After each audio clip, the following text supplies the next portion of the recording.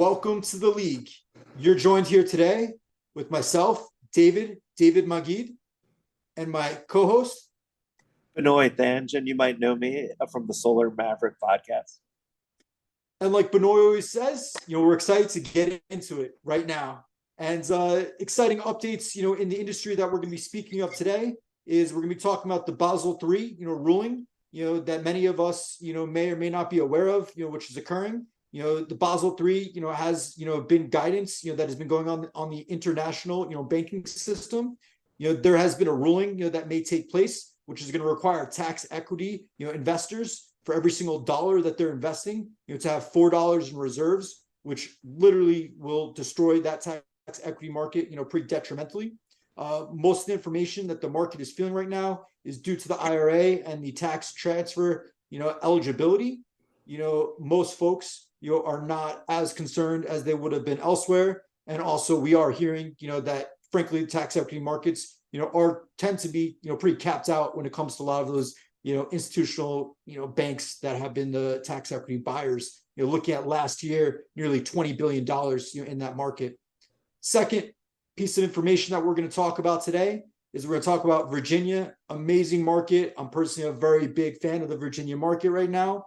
We've got the shared solar, sitting on a desk, waiting for this governor's signature, which, we should be coming any day now. What we're looking at is we had Sullivan, who introduced an amazing, bill into the House. And what Sullivan is proposing is looking at, instead of where we are, 200 megawatts capacity, for community solar each year, upping it to 10%, of that load for the entity. Looking at Dominion Energy, upwards of 475 megawatts per year, and Appalachian, near 75. So do your favor, stay out of Appalachian, jump to Dominion. You have more territory, and that's that.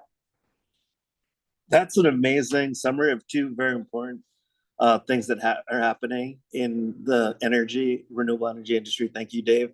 I'm actually going to talk about what's happening in California. There was a lot of excitement about a new community solar program. Unfortunately, recently, the California Public Utilities Commission rejected a proposal from solar advocacy groups that would support community solar in the state, instead putting more decision-making power into the local utility hands.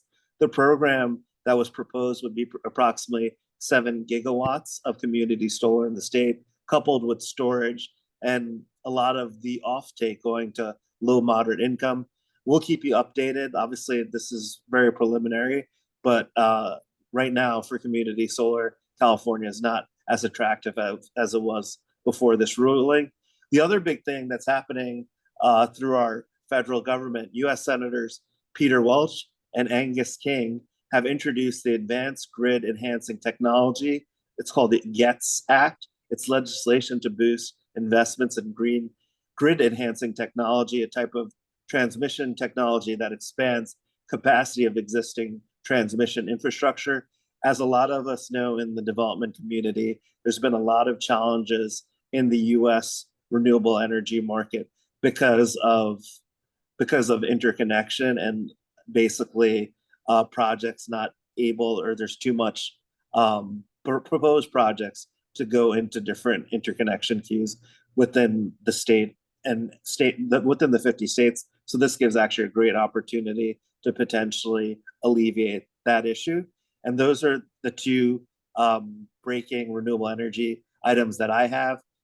Thank you for your time. We hope you enjoyed 5 minutes of the best information in energy, and make sure to like and subscribe to us on YouTube. Thank you. Thank you.